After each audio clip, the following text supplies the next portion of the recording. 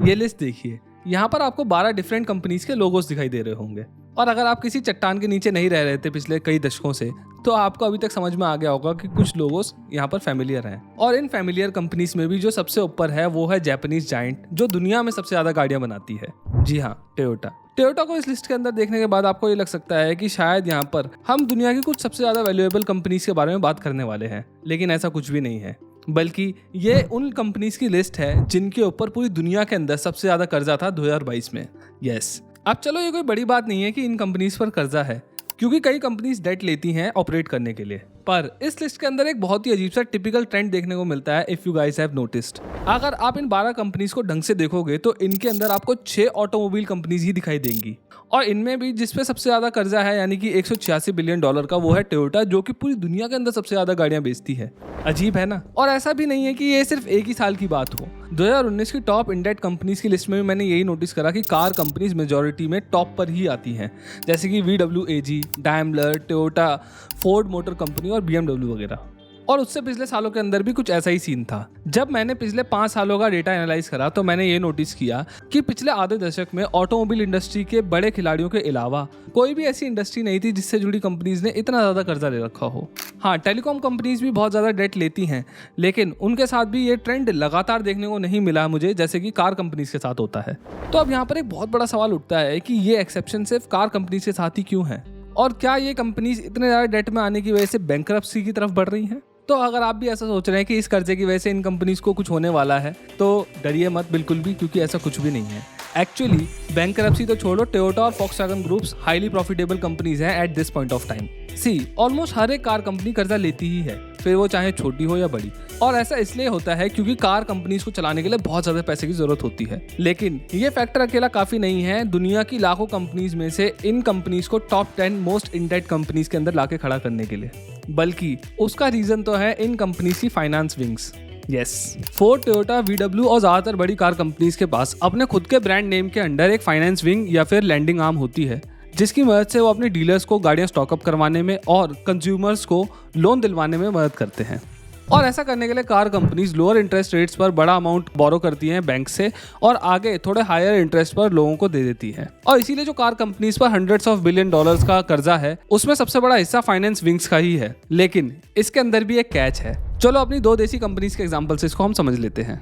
Tata Motors की भी एक फाइनेंस विंग है जिसको टाटा कार फाइनेंस बोला जाता है, और वो सिर्फ एक्सक्लूसिवली टाटा कार्स के लिए ही लोन प्रोवाइड करते हैं। और ये जो फाइनेंस विंग है ये टाटा मोटर्स के अंडर ही आती है। लेकिन अगर मैं महिंद्रा की बात करूं तो इनकी फाइनेंस कंपनी का नाम है Mahindra and Mahindra financial services, और ये company Mahindra and Mahindra car company के अंडर नहीं आती है, और इसीलिए ये स्टॉक मार्केट के अंदर भी अलग से लिस्टेड है। और इसी वजह से महिंद्रा की फाइनेंस कंपनी अलग अलग तरीके की गाड़ियों पर और अलग अलग कंपनी की गाड़ियों पर लोन दे सकती है, अनलाइक टाटा वगैरह। लेकिन जिन कार कंपनीज पर पूरी दुनिया में सबसे ज्यादा कर्जा है वो ज्यादातर एक्सक्लूसिवली ही अपनी कार्स पर लोन दे रहे हैं, जस्ट लाइक टाटा। और यहीं से हमें एक और चीज देखने को मिलती है, और वो ये है कि जितनी बड़ी कार कंपनीज इस लिस्ट के अंदर हैं उतना ही ज्यादा बड़ा उनके ऊपर कर्जा भी है। जैसे कि टोयोटा, VW, फोर्ड और मर्सिडीज वो कंपनीज हैं जो रेवेन्यू के मामले में टॉप पर आती हैं पूरी दुनिया के अंदर। और यहाँ पर हमें ये देखने को मिलता है कि जो डेट है वो कंपनी के साइज के डायरेक्टली प्रोपोर्शनल है, मतलब जितनी बड़ी कंपनी उतना बड़ा डेट। अब यहाँ पर डेट कंपनी के साइज के डायरेक्टली प्रोपोर्शनल इसलिए है क्योंकि ये कंपनियां ज्यादा गाड़ियां बेच रही हैं, और जैसे मैंने आपको पहले बताया इनको कार्स पर लोन देने के लिए डेट लेना पड़ता है बैंक से। तो भाई जितनी ज्यादा ये लोग गाड़ियां बेचेंगे उतना ही ज्यादा डेट लेंगे, और इसीलिए जितनी बड़ी कंपनी है उतना ही ज्यादा उस पर डेट है। और यहीं से हमें ये समझ में भी आता है कि जितना ज्यादा इन पर डेट बढ़ता है उतना ही ज्यादा ये कंपनीज अच्छा भी परफॉर्म कर रही है, मतलब ज्यादा गाड़ियां बेच रही है इसलिए डेट भी बढ़ रहा है इनके ऊपर। और अगर मैं स्पेशली फोर्ड की बात करूं तो वो तो अपनी फाइनेंस आर्म की वजह से ही आज बैंकरप्ट होने से बचे हुए हैं। कैसे? चलो मैं बताता हूँ। दरअसल पिछले कुछ सालों से फोर्ड की सेल्स लगातार गिरती जा रही है अपनी होम मार्केट के अंदर, और इंटरनेशनली भी हमें यही देखने को मिल रहा है कि वो अपने पैर खींचते जा रहे हैं एक के बाद एक अलग अलग मार्केट से। वो जापान से चले गए, इंडिया से चले गए, चाइना के अंदर भी उनकी हालत काफ़ी ज़्यादा ख़राब है। और इसी वजह से फोर्ड के हालात रिसेंट ईयर्स के अंदर इतने ज़्यादा नाजुक हो चुके हैं कि अगर उनकी फाइनेंस सब्सिडरी नहीं होती तो कंपनी बैंकरप्ट भी हो सकती थी। और तो और 2020 की एक रिपोर्ट के मुताबिक फोर्ड की लैंडिंग आर्म कंपनी में होने वाले ऑलमोस्ट 50% प्रॉफिट को जनरेट कर रही है। यानी वो जितनी गाड़ियां बेच रहे हैं उतना ही उन गाड़ियों पर लोन देकर जो ब्याज मिल रही है उनको उससे कमा रहे हैं। जबकि यूजुअली ये देखने को मिलता है कि एक कंपनी की फाइनेंस आर्म सिर्फ 15 से 20% ही प्रॉफिट जनरेट करती है। और इसीलिए फोर्ड के केस में ये भी माना जा रहा है कि अगर इनकी फाइनेंस आर्म ना होती तो फोर्ड नई ईवी टेक्नोलॉजी पर आने वाले भारी भरकम R&D के खर्चे को भी नहीं झेल पाती। अब चलो हमें ये तो समझ में आ गया है कि कंपनीज पर जो ये पहाड़ सा डेट है वो एक्चुअली टिपिकल डेट जैसा नहीं है और ये कंपनीज बहुत ज़्यादा अच्छा कर रही हैं। पर डेट तो ऑलमोस्ट हर एक कार कंपनी पर है, चाहे वो फाइनेंशियल सर्विसेज देती हो चाहे ना देती हो। तो क्या वो भी प्रॉफिटेबल है? नहीं। और यहीं से इन कार कंपनीज की इस कर्जे वाली कहानी में एक यूटर्न आ जाता है और अब जो मैं आपको बताऊंगा उसको आप बिल्कुल ध्यान से सुनना प्लीज। अगर आप कार इंडस्ट्री को क्लोजली फॉलो करते हैं तो आपने भी ये नोटिस किया होगा कि कुछ देशों को छोड़कर ज्यादातर देशों में सिर्फ एक या दो ही कार कंपनीज हैं। जैसे इंडिया के अंदर 2 बड़ी कार कंपनीज है, टाटा और महिंद्रा, और कोरिया में भी सिर्फ 3 है, यानी कि हुंडई, किया और सैंगयंग। और ऑस्ट्रेलिया जैसे बड़े देश के अंदर एक भी कार कंपनी नहीं है। और जिन देशों के पास पहले ज्यादा या सक्सेसफुल कंपनीज थी भी, वो अब देखने में मिलता है वो ज्यादातर बिक चुकी हैं। जैसे कि यूके की ही बात कर लेते हैं, उनकी रोल्स रॉयस और मिनी कूपर BMW ग्रुप के पास है, उनकी बेंटले VW ग्रुप के पास है, जैगवार लैंड रोवर टाटा के पास है, और बची कुछ ही एक उनकी कार कंपनी है यानी कि एस्टन मार्टिन। उसकी हालत इतनी खराब है कि उसका कभी भी भरोसा नहीं होता कि वो कब बैंकरप्ट हो जाए। और सिर्फ ब्रिटेन का ये हाल नहीं है, ज्यादातर यूरोपियन और अमेरिकन कार कंपनीज के साथ ऐसा ही हुआ है। माना यह जाता है कि एक टाइम पर ब्रिटेन के अंदर 300 से 400 ब्रांड्स थे कार्स के, लेकिन आज हमें ये देखने को मिलता है जो बचे भी हैं उनका मालिकाना हक भी उनके पास नहीं है। और सिर्फ ब्रिटेन ही नहीं है जिसके साथ ऐसा हुआ है। अमेरिका की फोर्ड और टेस्ला सिर्फ 2 ऐसी कंपनीज हैं जो आज तक बैंकरप्ट नहीं हुई है। और इलॉन मस्क के एक ट्वीट के हिसाब से अमेरिका के अंदर 1000 ऑटो स्टार्टअप्स थे जो कि अब बंद हो चुके हैं। तो ऐसा आखिर क्यों हुआ? क्यों इतने सारे ब्रांड्स बंद हो गए या बिक गए, इवन दो इनकी ब्रांड वैल्यू बहुत ज्यादा बड़ी थी? तो इसका आंसर भी है debt. Other than lending department, car companies को ऑपरेट करने के लिए हद से ज़्यादा कैपिटल की ज़रूरत पड़ती है। और माना यह जाता है कि दुनिया में सबसे ज़्यादा मुश्किल बिजनेस कार बिजनेस ही है। और एक कार कंपनी को चलाना इतना ज़्यादा मुश्किल है कि इससे ज़्यादा आसान तो रॉकेट को बनाकर चांद पर भेजना है। मेरी बात पे यकीन नहीं आता तो रॉकेट बनाने वाले से खुद सुन लो। SpaceX is no walk in the park, but a car company, it's very difficult to keep a car company alive. It's very difficult. तो कार कंपनीज को इतने ज़्यादा हैवी कैपिटल की ज़रूरत पड़ती है प्लांट्स को सेटअप करने के लिए, मटेरियल्स को एक्वायर करने के लिए, मैन्युफैक्चरिंग करने के लिए, सैलरीज देने के लिए और शिपिंग वगैरह करने के लिए।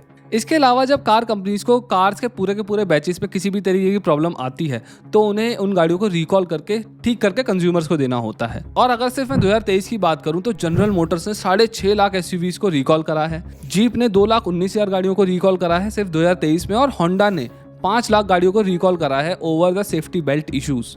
और इसी तरीके से इंडियन कार कंपनीज ने भी हजारों गाड़ियों के रिकॉल करे हैं, सिर्फ 2023 की बात कर रहा हूं मैं यहाँ पर। लेकिन ये सारे खर्चे बहुत बोने लगते हैं जब हम एक सबसे बड़े खर्चे की बात करते हैं जो कार कंपनी से जुड़ा हुआ है, और वो है R&D। ऑटोमोटिव ब्रांड्स को न्यू मॉडल्स को लॉन्च करने के लिए और करंट मॉडल को अपग्रेड करने के लिए R&D पर बहुत ज़्यादा पैसा खर्च करना पड़ता है। अच्छा, अगर आपको नहीं पता है तो R&D का मतलब यहाँ पर रिसर्च एंड डेवलपमेंट है। इसके अलावा उन्हें लगातार स्ट्रिक्ट होते एमिशन नॉर्म्स की वजह से इंजन्स की R&D पर बहुत ज़्यादा पैसा खर्च करना पड़ रहा है। इसके अलावा सेफ्टी नॉर्म्स पूरी दुनिया के अंदर बहुत ज़्यादा स्ट्रिक्ट होते आ रहे हैं और इसीलिए कार कंपनीज को एक्टिव और पैसिव दोनों ही तरीके की सेफ्टीज पर बहुत ज़्यादा पैसा खर्च करना पड़ रहा है उनकी R&D के ऊपर। और जो इस दुनिया के अंदर जो अभी सबसे बड़ा ट्रांजिशन हो रहा है यानी कि ICE से जो EV के अंदर पूरी की पूरी कार इंडस्ट्री जा रही है, उसके लिए तो कार कंपनीज को बेहद पैसा खर्च करना पड़ रहा है। और यही रीजन है कि टाटा और महिंद्रा जो इंडिया के अंदर सबसे ज़्यादा कैश रिच कंपनीज हैं, वो भी इंडिया के अंदर top 10 most in debt companies में आती है। जी हाँ, क्योंकि वो इस डेट को ज़्यादातर कार्स की R&D के ऊपर यूज़ करते हैं। जैसा कि आपको इस चार्ट के अंदर देखकर पता भी लग रहा होगा कि कार कंपनीज R&D पर कितना ज़्यादा स्पेंड करती हैं और इन कार कंपनीज की R&D इंटेंसिटी क्या है। और यहाँ पर देख के ये समझ में आता है कि इस चार्ट के अंदर जितनी भी कार कंपनीज हैं उनके अंदर सबसे ज़्यादा R&D पर खर्च करा है Volkswagen ग्रुप ने, और इस लिस्ट के अनुसार R&D की इंटेंसिटी सबसे ज़्यादा टाटा ग्रुप की थी। और ध्यान रखना, मैं यहाँ पे पूरे वर्ल्ड की बात कर रहा हूँ, सिर्फ इंडिया की नहीं। अब यहाँ पर जो R&D इंटेंसिटी का मतलब है वो ये है कि कंपनी अपनी सेल्स का कितना % रिसर्च एंड डेवलपमेंट में खर्च कर रही है, और वो टाटा का सबसे ज़्यादा है। और वो ऐसा इसलिए भी हो सकता है क्योंकि टाटा का साइज़ छोटा है, मतलब इन कंपनीज के मुकाबले मेरे ख्याल में वो छोटी कंपनी है क्योंकि वो इंडिया तक ही लिमिटेड है। लेकिन ऑब्वियसली उनको ग्रो करना है तो वो बहुत ज़्यादा पैसा डाल रहे हैं इस वक्त अपनी रिसर्च एंड डेवलपमेंट के अंदर। खैर, मैंने वीडियो के अंदर कई बार बोला है कि ऑलमोस्ट सभी कार कंपनीज के ऊपर बहुत ज़्यादा कर्जा है, लेकिन एक एक्सेप्शन भी है यहाँ पर जिसके ऊपर कर्जा नहीं है, और वो कंपनी है टेस्ला। और टेस्ला ऐसा कैसे कर पा रही है?